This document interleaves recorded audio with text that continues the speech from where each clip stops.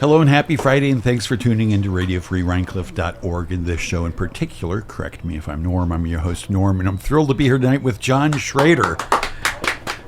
Hello. How's it going, John? John, I'm getting him in like one of the last minutes that he lives here in Rhinebeck. This is true, yes, heading to Statsburg. Statsburg, and then, we don't have Statsburg people on the show. Oh, no, really? So I just got in under the wire. I know. This is why I was rushing you. And where are you going in Statsburg? We're moving into the townhouses. I don't know if you've seen them. They're on North Cross Road. And they're like brand new. We're going to be the first person to live in this, in this townhouse. And who's we? My parents and myself. Right. Yeah, I moved in with them to take care of them. During the pandemic, I was not able to get to them, so I was really concerned about that. So we decided to join forces. And so we're like a super Avenger something team. You have like rings that when you join them together, they make lightning or something. Right. And I want the shield. The shield. Do you really not have a shield? No, I don't. Huh. Well, when's your birthday? February 12th. Oh, coming right up. And coming right up. Near Quacker Day. Yes. So where were you in the pandemic? Okay, let me go back. During the lockdown. I was in Phoenicia. Oh, okay. So I actually spent about maybe 12 years, I think, maybe a little more, up in Phoenicia. I left the city and, well, let's back up. I started out, woke up one morning after 20 years of working in the city for Michael Simon. And who's Michael Simon? It's a high-end sweater company that I was there. It was an amazing experience. Sometimes I still have to pinch myself that I actually made a living in the city and kind of thrived. But anyway, so I digress. I woke up one morning. The whole show is about digressing. Oh, is it? I'm going to double down. Okay. What were you doing that you were thriving in New York City at Michael Simon? You were designing sweaters. Okay. Yeah. Any particular kind of sweaters? Well, they're high end. The classification is called novelty. It's a lot of it's different art techniques, it's embroidery, it's thematic, all throughout the year. It was a lot of like handmade, just really interesting textures. And we just became kind of big in the 90s. It was like we could do anything. It was so wild. We actually had a ganja sweater. Nice. So at one point that had dreadlock neckline, ganja, so crocheted ganja going down the front. So what shape? Like a marijuana leaf? Yeah. And is that an old term? Am I no, dating myself? No, I think I am. But the neck had like dreadlocks? Yeah. They were like, I know, it was pretty funny. You designed this. This one I actually didn't design. Okay. I worked on, making the swatches with our sample hand and everything because no one knew what it was but me, pretty much. I don't know what that means. Making the swatches with your sample hand? Well, yeah, so we were making what looked like a joint. Oh. So out of crochet, and it was rolled, so it looked really legitimate. As most crocheted joints do. It looked legit. We did everything there. We actually did a lobster that was a 3D crocheted lobster. And we had it. We would bring it out and put it in the refrigerator during the night and bring it out. And then the sample hand, who was one of the most talented people on this planet, she made a 3D crocheted lobster. And we had that actually on a style too. All right. If every comment you have is going to raise 2 or 3 new questions, we're not getting anywhere. Tell me again, what is a sample hand? Sample hand is someone who creates either a swatch, which is just a small mock-up. Okay. Or, sometimes she would do an entire sweater. Like we would work out really complicated stitches. So somewhere there's a small mock-up of like the lobster sweater or the ganja sweater. Yes. Like for the size of a Barbie doll? Oh, no, it was full scale.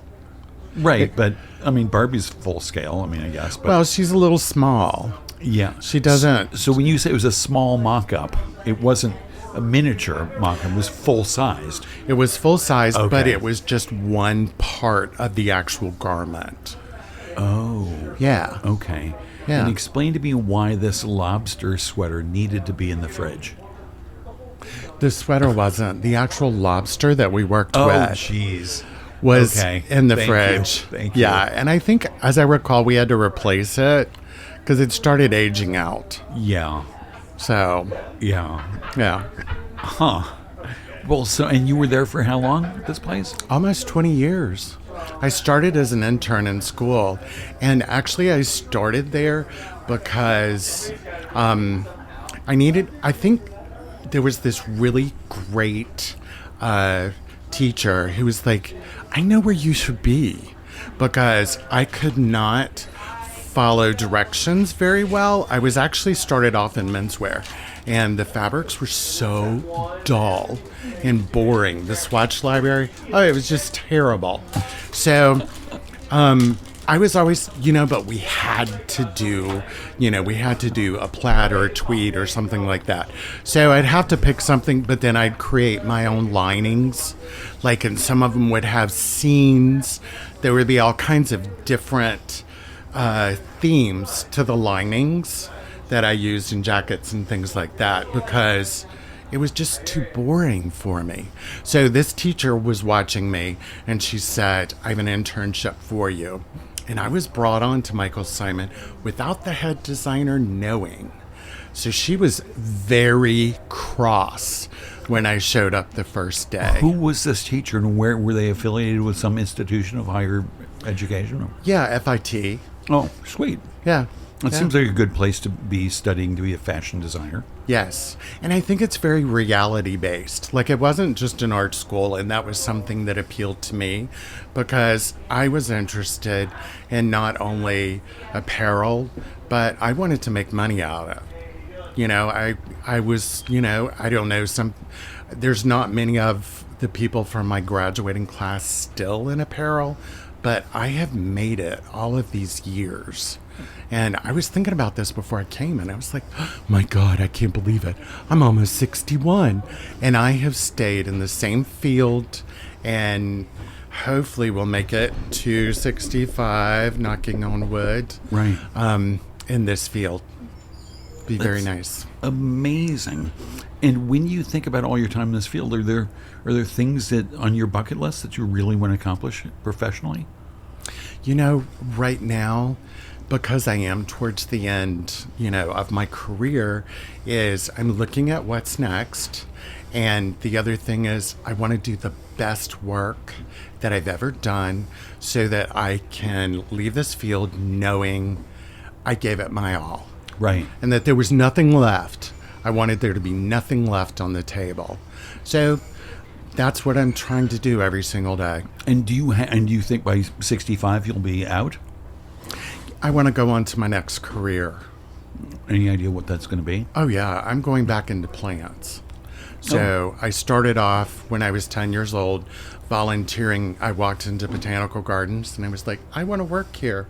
And so I worked at the North Carolina Botanical Gardens from when I was 10. And where were they? In Chapel Hill, North Carolina. Okay. Your hometown. Yeah. So, And you walked in there and said, I want to work here? yeah. And fortunately, I met a very receptive person who wasn't like, what are you doing? Right. Like, really? Who are you?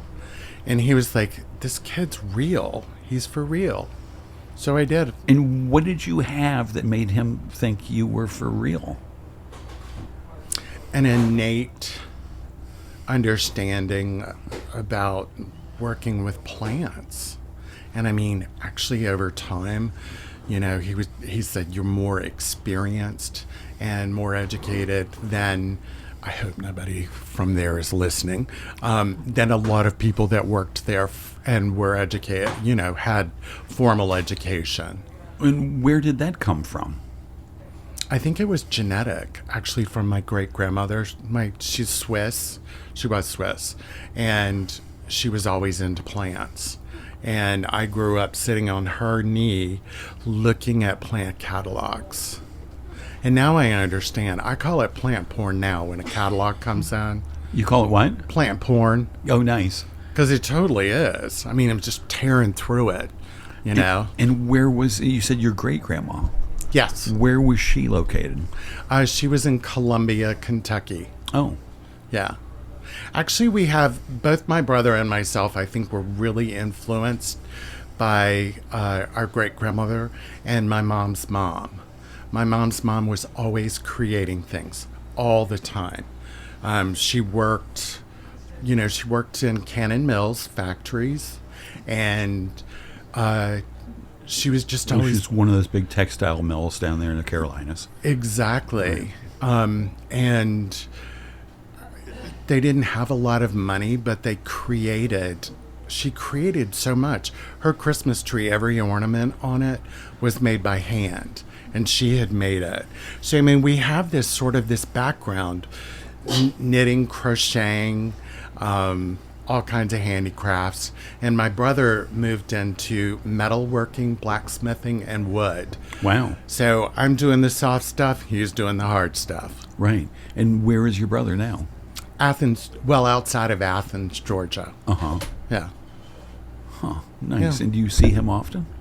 Yeah, he's actually up helping us move. Oh, he is? And adapt and, holding my hand a little bit. Oh, that's so sweet. Yeah. That's No, good. He's a good guy. Big brother, little brother? Big brother. Nice. And so are your folks creative? Are they makers? Are they doing stuff with their hands or raising beautiful flowers or... Yes, my dad. Ooh, you're getting. I brought in Vinky chocolate. It's so good. It's good, isn't it? The tradition, of course, of Friday afternoon is guests will bring a cocktail for us to enjoy. Yeah. Not mandatory, but many do. And you said you don't drink, so could you bring in chocolate? I was like, yeah. Hell yeah. Yeah. And you've got these gorgeous chocolate bars. And right now, the one that stopped you in your tracks is pistachio flavored. Isn't it divine? It's so good. It's You're so gonna have some of good. this? You're not going to just make me eat everything, are you? Well, no. I picked up a little something here in the store. I wanted to support local. Oh, that's nice. Support local, the Epicurean, the fabulous store, which is our host right here on Schatzel Avenue in fabulous downtown Rhinecliff. Is a great place to get all kinds of things: chocolate, beer, fresh vegetables, whatever. And cheddar cheese. Cheddar I cheese. was Oh, they just have looking. No, I was just looking in the cold storage. What is that called? Refrigerator, cooler, cold storage, AKA where they keep their furs and stuff. Right, where they put the furs. Off season. Yeah. Right. Actually, the funny thing is, last year I went to this little town, Brandon, Vermont, just to get away, and I stayed in this great vintage hotel, and it was almost like a hostel. But while I was there, I had this Plymouth cheddar, and oh my gosh, it was so good. 2 weeks ago, I was looking to actually order it, and I walk in here and they have the whole line. So afterwards, I'm shopping. Oh yeah, you should. It's great. The stuff. Somebody explained it to me. It was all from within 100 miles or something of here, and it's just like the best local stuff. And there's so much amazing local stuff, as you just said. Yeah. So yeah, I'm glad I brought my credit card. I love this. It's a whole commercial for the Epicurean. I know. You know what? I can't help it. I always do this. Well, I'm a good seller. I can't like help it if I'm thinking about it, because it's really sweet of them to let us have this space for this show. Oh, so very. Yeah. Very. So you said you're a natural seller. Where do you naturally sell? I mean, you sold yourself to the botanical gardens. Yes, I did. And then, I reached a point. I was in school, and I was like, okay, we got to go one way or the other. By the time I graduated, I had a BA in Spanish. And What is an EA? BA. Oh, BA. Oh, sorry. Sorry. You don't My understand my southern pronunciation, do you? No, it's hard for my Yankee ears. For the yeah, BA in Spanish and a minor.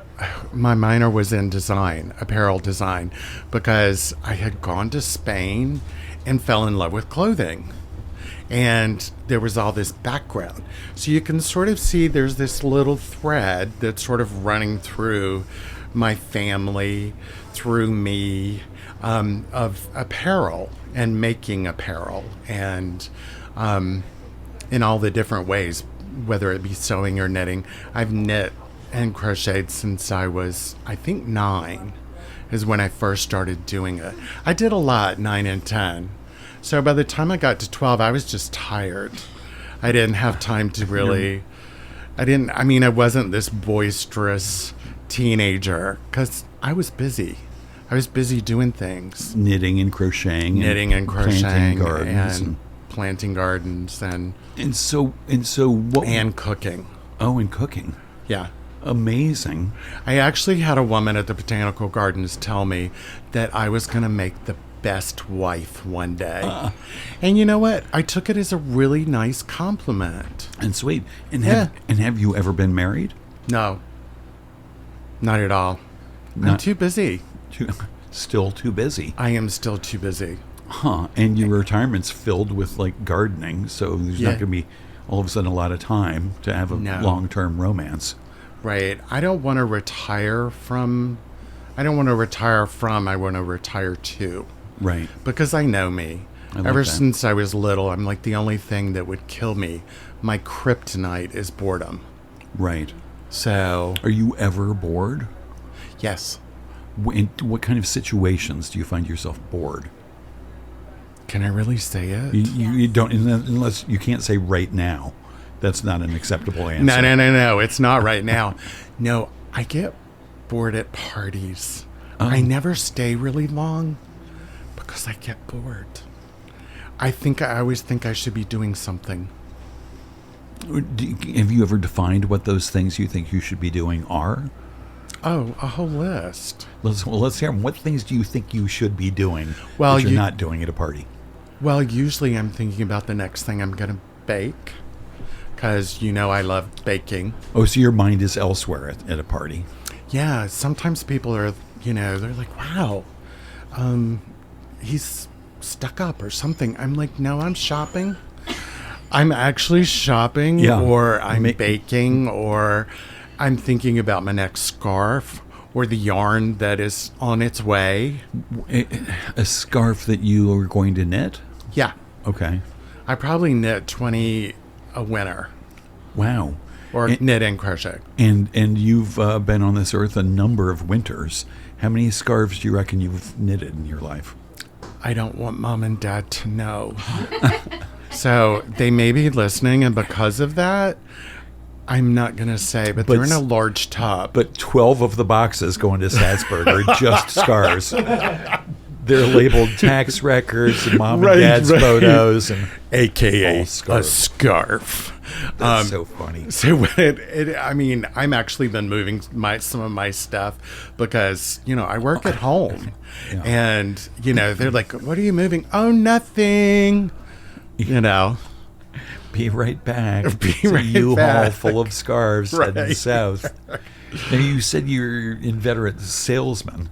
Yes. Do you sell? I don't even think I said to people. I might have in the promo. You work at QVC. Yes. You work with them.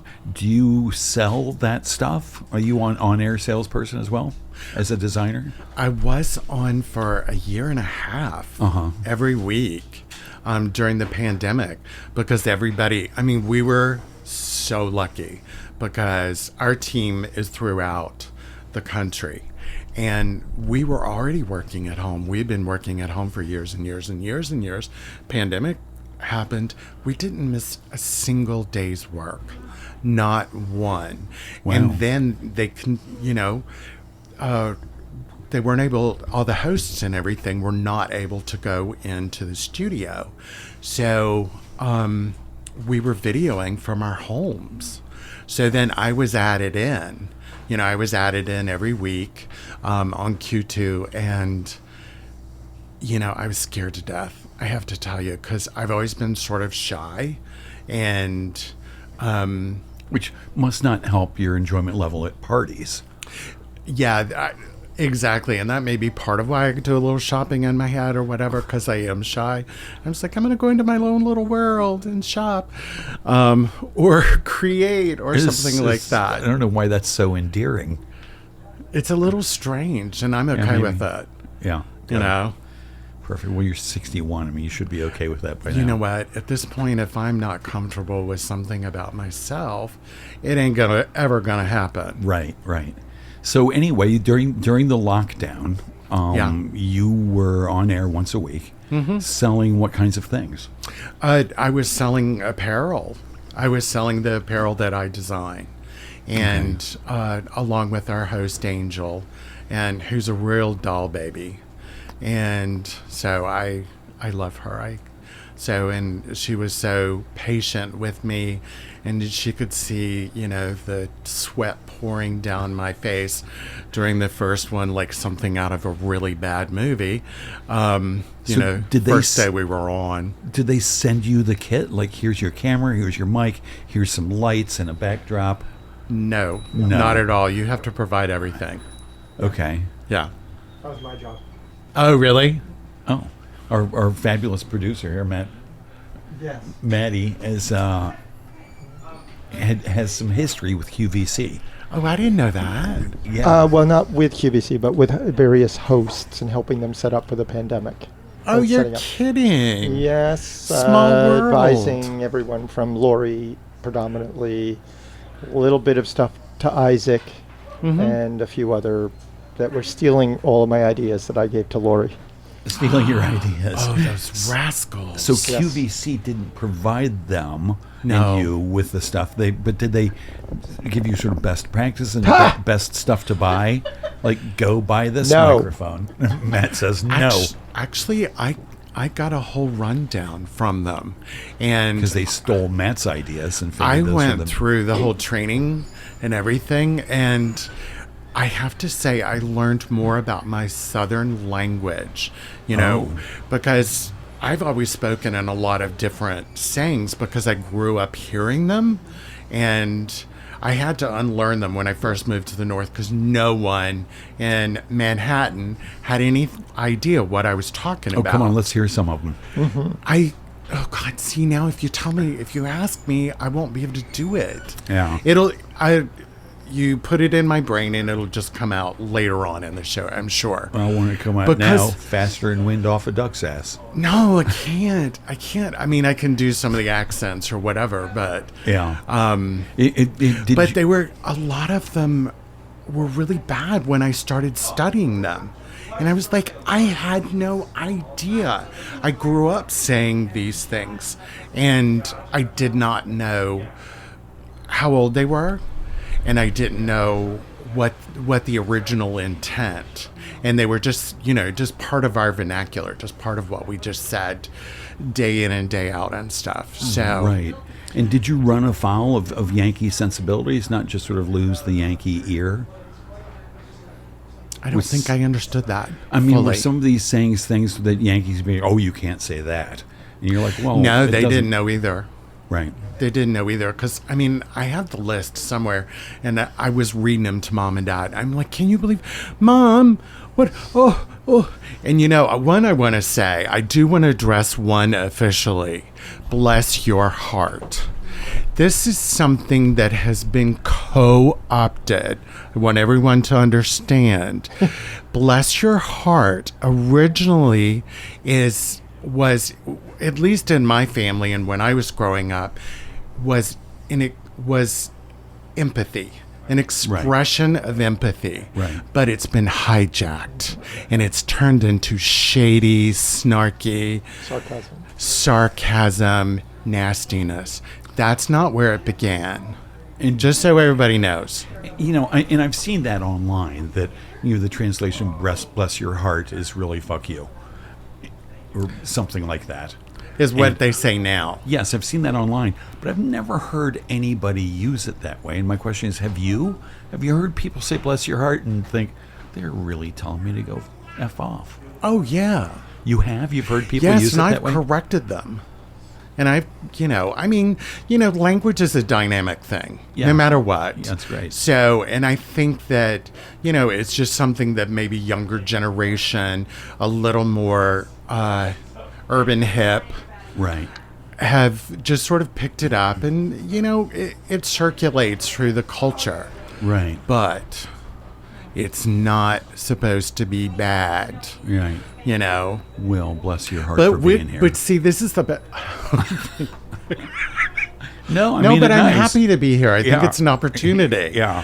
Not a reason to bless my heart Yeah. Okay. at all. No. Well, so other sayings.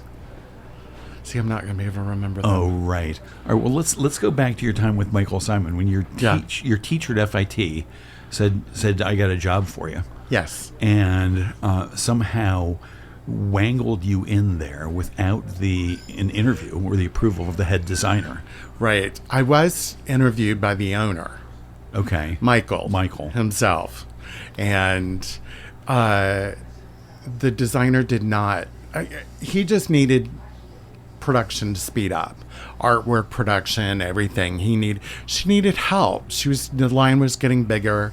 There was a lot of novelty sweaters on, like the Cosby Show and shows geez. like that. Fran Drescher, she wore a lot of ours. Nanny. Oh, I'm trying to think of. I can't. Blonde gal. Oh, anyway, Well, Britney Spears.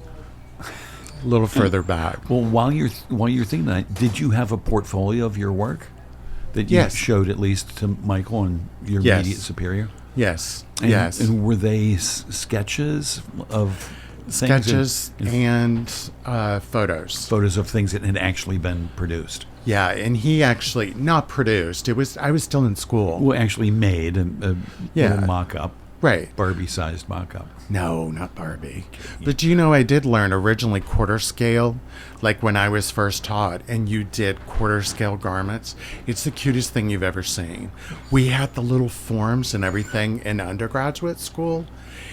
Oh my God, it was so cute. And you learned, and you didn't use a lot of fabric.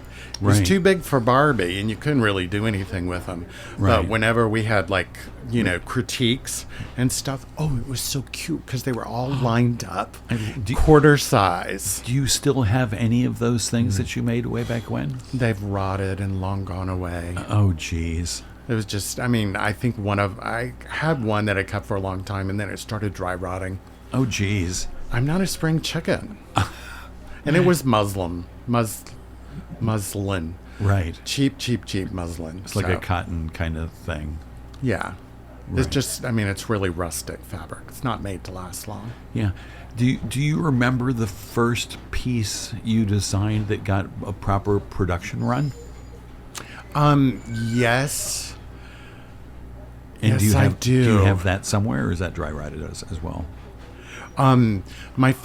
It's interesting because of this process, I was thinking about, I need to look back and think back and, so that I would be a little prepared. Right. This process meaning the radio Yeah. chat. So it was actually this really bright, multicolored sweater, and it was African war paint. And it was just all 60s up, really bright colors and stuff. And it just looked like a color blocked item until you really started looking at it. And I just looked at it like 2 days ago. Nice. So Yeah. so you still have it somewhere? Just a photo. Oh, just a photo. Yeah, And who did you design that for? Michael Simon. Okay. It was actually the design director's sketch, but it was my full artwork. It was an entire artwork of the entire sweater. We would Right. do layouts that are full scale on tracing paper. It's huge. It was all laid out. So cool. And so how did that sweater do? Did it sell well for Michael Yeah. Simon? Yeah, it did. So that must have been kind of a feather in your cap. Yeah. The best was when I saw somebody walking in Manhattan with a style on. She'd just gotten out of a cab. And because we used to sell at Bendel's in Bergdorf and never Barney's. Because, Barney's didn't pay. It was only advertising if you shipped to Barney's. But anyway, I won't get in trouble, will I? Well, does Barney's still exist? Isn't Barney's out of business? I don't think it does, but yeah. But anyway, they never paid. It was only advertising. Right. But Bergdorf and Saks and the other, Bendel, they paid. We had a really, really big show at Bendel's one time, and that was super, super fun. But anyway, I saw this woman getting out of a cab, and I chased her down. I'm sure she thought she was going to die. Because I'm like running after her. And it was just like, excuse me, and everything. And I said, I designed your sweater. And she was like, oh, it's a Michael Simon. Are you Michael Simon? I said, no, I'm one of the designers. And convincing people at that point that Michael didn't design everything was tough. Really? Well, we were always kept in the back. He was the face of the brand. It's kind of like what happens at QVC, too. You have these hosts and everything. They're on air. They're not actually really doing... they have what's called the power of edit, which are like, yay, oh no, I need it in this color. Right. So, yeah. Huh. I'm trying to find a picture of Michael Simon. Oh, I should have brought it to you. So he was a famous...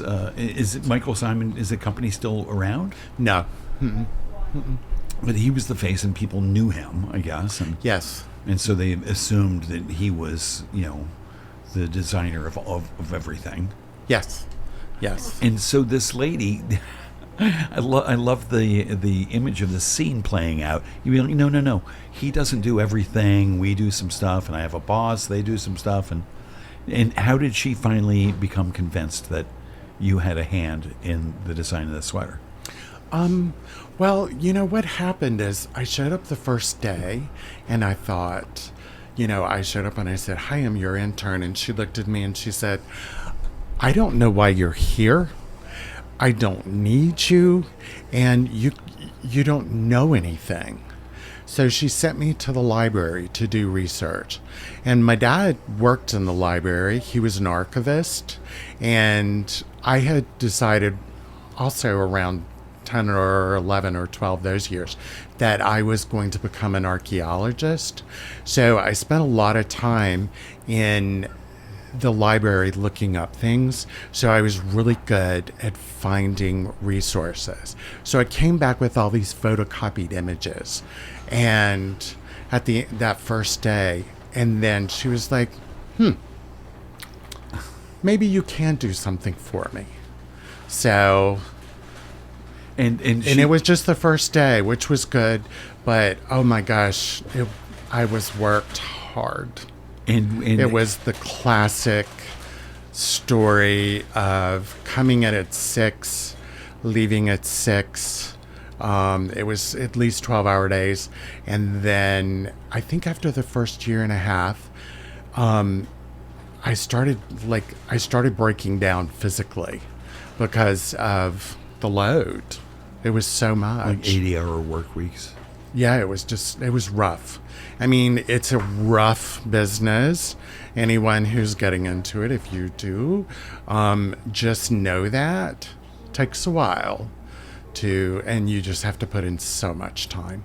But which is not unlike any other job in Manhattan. Right. Because, other friends of mine that were in business, they worked more hours than we did. They were the only ones, but... Right. But they also worked a lot of hours. And it sounds the way you did this lady, her voice sounds a little like Devil Wears Prada. Mm-hmm. Like was it Meryl Streep or Glenn Close? Glenn Close, wasn't it? Yeah. Oh, it was Meryl. That'll be all. Oh, that's right. Yeah. That's right. Yeah, my favorite line from that, she said, no, the details of your incompetence do not interest me. Because the Starbucks had blown up or something and the girl did not have her coffee.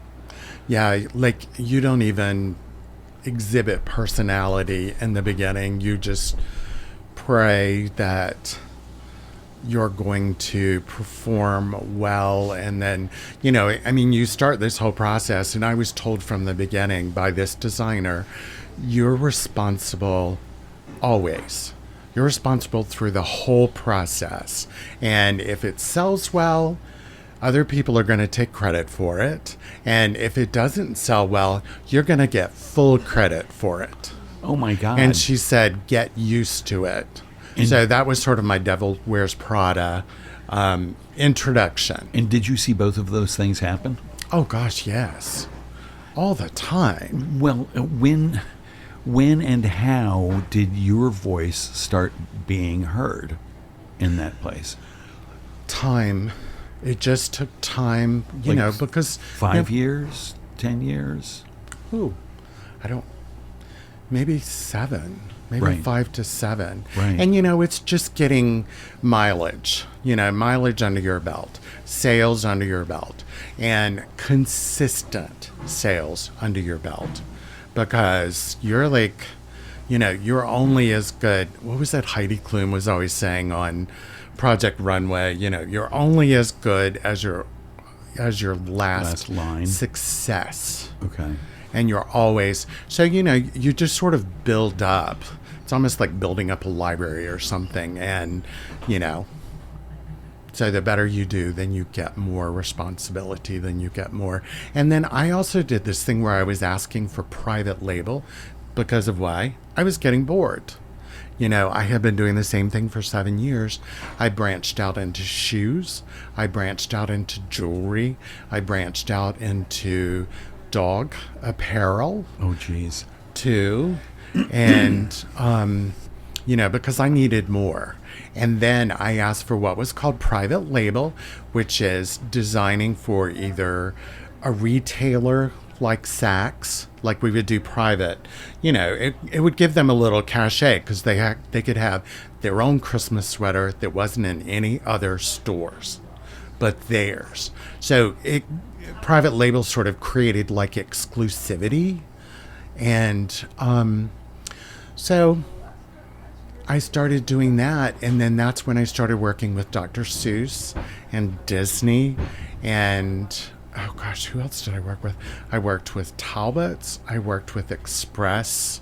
So I got the biggest order that we ever had as a company with Express, and that was one of the most. So all of that was what was building up to me getting actually my own division. So that's where that sort of ended up. Sweet. Yeah. I love that. And so what did your division do? All the things you'd been doing? Yeah. So why your own division? Because I'd earned it. Okay. I'd earned it. And I was doing a lot of holiday-driven items, too, like Valentine's Day, Christmas, Halloween. Halloween is huge. Halloween is still huge. Yeah. And I even have like a bunch of Halloween shirts, from Johnny Cupcakes. What is Johnny Cupcakes? Oh, it's this really great brand that's out of Boston. And they took an old bakery and he just, you walk in and they have giant mixers and giant ovens and things. I was walking by, I was hungry and I was like, oh, cupcake, perfect. But I walked in and it's like, oh my God, there's not food in here. There's no cupcakes. And I wanted cupcakes. Yeah. So, but they had t-shirts and they were great. I think I still have like maybe 20 of them. Oh boy. So, and a lot of it's based on skull and crossbone, but it's done in all, I have an elf and a shelf one that the elf is the skull face and then the cross, it's like Candy Cane crossbones or something like that. So it's sort of, high novelty. It's cute. High novelty. Yeah. And as opposed to low novelty, how would you define low novelty? Do we have an example of that? Yeah, low novelty would just be like, a graphic reindeer on a sweater, but there's no detail to it. That's just sort of, a little more modern, kind of lower novelty. This is like, I think, sort of my own term. High You know. novelty and low novelty. Yeah. So I use it all the time at work. Low novelty would be like an iron on Rudolph the reindeer. No, it would just be something that's more modern looking. I see. You know, more, it's almost like boiled down to just being like either a silhouette or just something Gotcha. real, you know, Sort of stylized. icon, like an icon almost. Huh. Yeah. Speaking of icons, did you? Like this. Oh, This is is sort it- of iconic. is But that it's low still, novelty? I would call this low novelty. I'm I've got a gator on, my Lacoste. I'm shocked you wear low novelty to this high novelty show, but I didn't know what to wear, but I was Yeah. like, well, I'm not on air. Yeah. As in on video. Yeah. I'm on air, but not on video, which we Right. always call on air, yeah. you know, in our biz. So, when you were or even now, or were there designers who you really looked up to? You're like, oh God, I love Bill Todd Glass or Oldham. whoever. Todd Oldham. Todd Oldham. Yeah, I lived in the same building, and I got to see him and Tony all the time, and their dogs. And I mean, Todd Oldham was so. I mean, Todd Oldham lived novelty. He really did. Like, he was an amazing designer. The craziest thing I ever got of his was a laminated jean jacket. It was so cool. I had to have it. It was the least functional thing in the entire world because it was like wearing a greenhouse because the garment didn't breathe at all. It was essentially laminated. So I mean, it was plastic coated. But did it look cool? Yes. Could only wear it when it was like really windy, you know, but you'd walk around, you know, in the garment district and people would see that, oh, you've got a Todd Oldham on, you know? So you'd be able to see people's like heads turning, Oh, yeah. and then other districts probably like nobody. Yeah, they wouldn't even notice. Oh, what a waste of a perfectly good laminated jacket. I know, right? Right? I wanted the jeans too, but I knew that just would not work. Laminated jeans. Yeah. So do you still have this jacket? No. Honestly, I wore it just a couple of times and then I was like, this is ridiculous. I'm dying in this thing. I can't even smoke a cigarette that's so stiff. Can't Wasn't drink stiff, a beer. just really, it did not breathe at Oh, okay. all. The fabric just didn't breathe. It was like wearing a raincoat all the time. And so what happened to it? What was its fate after it left your collection? I gave it to someone else. Yeah, I usually give away things because I mean, I don't know why, but I always have this perspective, like with food and anything, like a lot went into that. Right. So I want to pass it on as opposed to like it ending up in a dump. Right. And usually, you know, the things that I've passed on, people have really wanted. So, That's you great. know, I was repurposing long ago, recycling the 3 R's. Yeah. You know. What reduce? Reduce, reuse, Reuse, recycle. Yeah. Perfect. And so you brought up cooking and baking a couple of times now. Yes. And here's my question for cooks and bakers. If you had somebody coming over for dinner who you were really trying to impress, what would you make for the dinner? And then afterwards, what would you make for the dessert? Yeah. That's tough. It just sort of depends on a lot of things. The wind direction, what the sunset all right, looked like. Tonight, it's January. It's really cold. Yeah. Tonight, and you I'll had tell you what I was going to make tonight. And then I was realized, oh my gosh, I don't have time to do this. Oh, I'm sorry. No.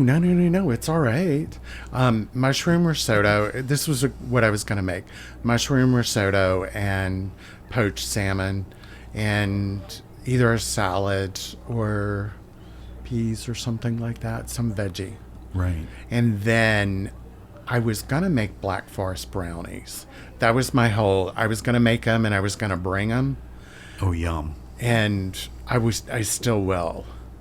You know, even though I won't be on that time or whatever, I'll still bring them because it's a pretty good recipe. Oh, yum. And Dark chocolate. It's dark chocolate brownies that have too much chocolate in it. and that's what makes them Black Forest. No, dried cherries and a little kirsch. Oh man. Yeah. You got to plump those big boys up. And where did the recipe come from? Ooh, this one is, this is what I'll do is, I'll think of something that I want to bake. And I have a tendency to look at a lot of different recipes and sort of take what I like and out of them. And it's kind of a conglomeration, like just putting them all together in a bowl. So it's a couple of different recipes. But have you written it down in your own hand somewhere? Or? No, it's in my head. Okay. Yeah. The whole thing? Not the whole thing, but most of it. Like how many cups of flour? This Yeah. is a pop quiz, by the way. 1 1/4. Uh-huh. And 2 cups of sugar. Yeah. 5 ounces of dark chocolate, super dark, real high end chocolate. You got to never use low end chocolate. Spend the money. Never dark chocolate. Use cheap chocolate. And so what brand Did I of say- chocolate would you have been using to make these Black Forest brownies? It depends.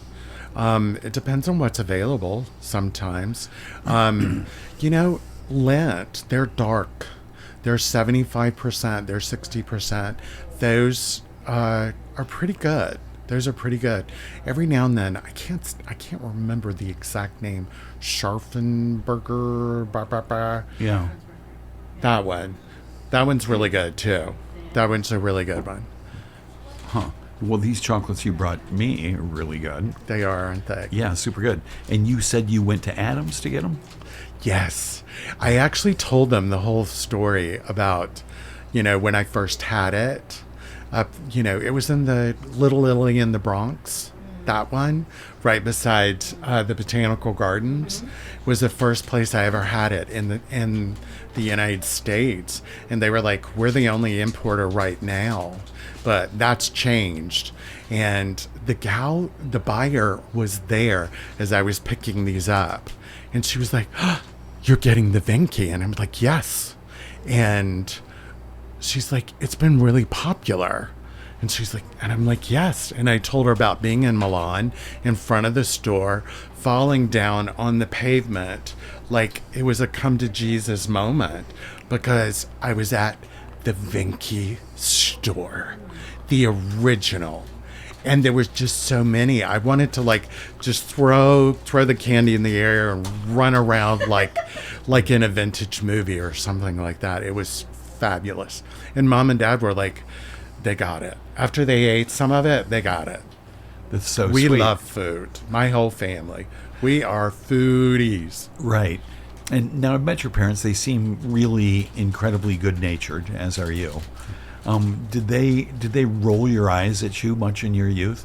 I imagine you rolling on the sidewalk in the Via Venuta or wherever in front of the Venki store. Were they exasperated? Were they supportive? Oh, they were always extremely supportive. Right. Mom still says to this day, which is a joke, and I absolutely love it. She's like, "I don't know what's wrong with you. I don't know who you are." Like, she'll, she has all these where she's like, "Oh, I just can't believe you just said that to those people." Because she pretty much knows that I will say anything. But she giggles a lot. That's she so giggles sweet. a whole lot with me around. Yeah, they're really nice. And is your brothers like that as well? We've got Yes. a question from our producer here. I want to know what's your all-time favorite food, not meal, but food. She wants to know your all-time favorite I food. have to know. She has to know. Not Wow, just this is needs to know. I mean, Yeah. if you're a foodie and you brought this amazing chocolate, I have to All-time favorite food. You know what? This is the death row. Okay. Question. Your last. They meal. are Italian. All of my choices are Italian, actually. It's either oh gosh, see, I'm going to say it incorrectly, and that will bother me. Sformato, which is it's a small Italian, like little souffle. The first time I ever had it, I thought I had died. And I don't remember what cheese was in it, but it's yes, and it's like they're little mini. And then arancini. Oh my gosh, the rice balls. I mean, rice, cheese, meat, tomato sauce. does it get any better? So, and when I first got to Rome on the last trip that some friends and I took, we did the classic. We rented a palazzo in Tuscany, all of us. But anyway, I went into this restaurant and I got rice balls, and the guy was like, "You don't eat them this time of day." And I was like, "I don't care. You don't understand." It was like being in Switzerland in the summer and us trying to get, what's the fondue. And they were like, "You can't have it this time of year." And I'm like, "But I'm here in the summer." Right. And it was the same thing. It was during the day. And I'm like, "We're leaving in the morning for Tuscany." And I got all the leftover ones. And he just sat there and laughed at me the whole time because I was loving it. You know, the wine was going down really well with it too. And what time of day is the proper time of the day to eat rice balls? Early afternoon. But I was eating it like for dinner. And he was like, so wrong. Isn't that funny? Yeah, he was correcting me. And you knew that going in. You're like, I don't care. Oh, I could care less. Yeah. I was told by some friends, first thing you do when you get into Rome is go to this one place, which was right beside my hotel, and like a couple of doors down, and they're like, order the arancini. So I did. And it was fantastic. That's good. Thank you. You're welcome. So do you That was the long answer. Sorry. That's good. And do you speak some Italian? Yes. Yes. I do. I used to be better. You know, I have a degree in Spanish, and actually it got a little difficult learning Italian because I started speaking Italian mixed with a little Spanish when I couldn't remember the proper word. Right. So I would just mix in a Spanish word, and I had somebody call me out in Florence one time when we were at the train station. So Somebody gave you a hard time? a little bit, but it wasn't bad. It wasn't bad. Look, you're an American trying. That's, you should get credit for that. But that's why he was doing it. He was doing it to help me. And I I don't see. mind. I could Oh, I care see. less. Correct me. It's fine. Right. I'd rather be corrected Yeah. than sound like a dumb American. Yeah. You know, which not all Americans are dumb. You know what I mean by that saying. See, Sure, there's one of the sayings. No that isn't- offense taken. Yeah. Well, so guess what? We're running out of time. We got a few minutes left. I want to talk about Quacker Factory. Okay. This is the line that you're currently designing. Yes, I work with that line and another. Okay. What's the other line? You don't have to say. So Quacker Factory was started by this woman, Jean Bice, Yes. who sounds like, from the little bit of research that I've done, including YouTube videos, sounds like a real joy. She was amazing. Yeah. And you know, the interesting thing is, I think we were in competition so much in the beginning that she really didn't like me. And then as she got older, she'd had a crafting store, yarn shop, crafting store and everything. And it, she realized we had so much in common. So like the last year and a half of her life, we became very close. So I'm extremely grateful for that. Wait, so did you know her before she started lining? Did you know her when she had the crafting store? No. Okay. No, but we had that in common. That was what was common. Oh, I see. Huh. In common. Right. And so how many designers are currently designing clothing for the Quacker Factory line? I'm pretty much the only one at this point. It's a smaller line. It used to be much, much larger. It's a mature business. It's 30 years, which is incredible, staying power. And who's the clientele? Who buys the Quacker Factory clothing? All different age ranges. Because, novelty's in. Novelty has been in. You're seeing people walk around of all ages, now with a dog face or something, like you're seeing it. Right. And, it's generally more stylized than what we do. We do a lot of really in-depth embroidery and stones and stuff like that. Uh-huh. So it's more defined. Right. Interesting, but it's just women. Yes. I see. Yeah, Okay. I left menswear. I realized men just do not shop enough. Enough. And I was like, I'm not going in this. I can't go into menswear. Guys don't buy Right. as much, nearly as much. It's I like imagine. fractional, just a fraction. What do you reckon? Like a tenth as much as women, or like If we're lucky, right, if you're a lucky, 20th? it's low. But there's numbers out there. I wouldn't be surprised if it's that little. I bet it is. And where do you shop for your clothes apart from QVC? Online. Yeah. Yeah. A lot of, I think LLB and Eddie Bauer. And, because, and Ralph Lauren. I wear a lot of Ralph Lauren. All right. Because of color. I'm dying to ask this. I don't think I've ever asked a guest, who are you wearing right now? I'm pretty sure it's LLB. No. This is Eddie Bauer. I'm pretty sure. Right. Fleece. Oh, so much better than just regular flannel. Fleece. And why? It's softer? Is it warmer? What's Touch it. Oh. Ah. That Yeah. is really nice. It's good, right? So now there's an LL Bean over in the mall in Kingston. Have you been there? Oh, are you kidding? I just went like 2 days ago. It was the last trip. Got my brother some clothes there. Oh, sweet. My brother is wearing stretch jeans. Richard, I'm lifting your skirt. He has a pair of stretch jeans. I accidentally got some stretched jeans. Yeah, do you like them or not? No, they feel weird. How long have you had them? Like a day or two. I ordered them on eBay. I had a pair of jeans I really liked, and so I looked for the same thing, and I got them, and they were like different. They were just button fly. They looked different, and then it turns out they're stretchy. Well, this is the thing. Unfortunately, with stretch, you really need to go a little bit higher end than what a lot of people want to. I mean, I don't know. I would get the ones at LL Bean because they figured it out. They've got the right amount of Cool Max in them so that it breathes. Cool Max. So it breathes. There's the right amount of stretch to it. And the recovery is amazing. The only thing is you have to wear a stretchy belt with it too, which you can also get there. They figured it out.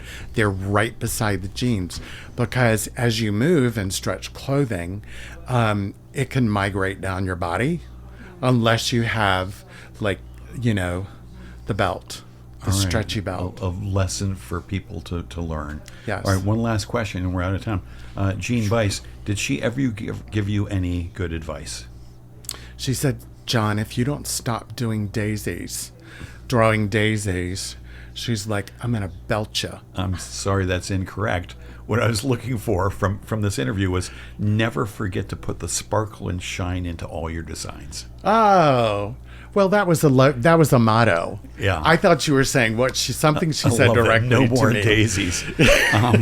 Well, you put the sparkle and shine into this interview. Thank you so much, Oh, John thank Shrader, you. for What an being here. opportunity. Thank you What a all treat. three of you. Have a safe move. We will miss you so much on South Parsonage. Thank you. I'll be back at parties. Oh, good. I won't stay long, but I'll be there. I'll show up. Everybody, thanks for tuning in. Have a great Friday night.